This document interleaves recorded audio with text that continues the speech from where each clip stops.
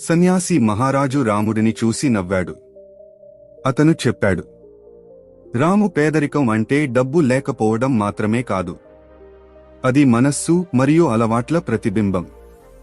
నువ్వు కోరుకుంటే నిన్ను ఎప్పుడూ పేదవాడిగా ఉంచే 4 అలవాట్ల గురించి నేను నీకు చెప్పగలను. నువ్వు వాటిని అర్థం చేసుకుని వదిలేస్తే నీ జీవితం మారుతుంది. మిత్రులారా, అప్పుడు రాము చెప్పాడు, మహారాజా, దయచేసి ఆ 4 అలవాట్ల గురించి త్వరగా చెప్పండి.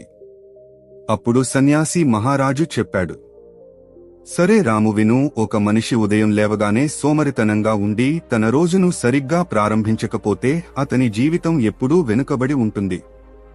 ఒక చిన్న కథ ద్వారా నేను నీకు వివరించడానికి ప్రయత్నిస్తాను. ఒకప్పుడు ఒక రాజు తన దేశంలోని రైతులకు సోమరితనం యొక్క కీడుల గురించి నేర్పించాలనుకున్నాడు. ఒక రోజు ఉదయం సూర్యుడు ఉదయించడానికి ముందు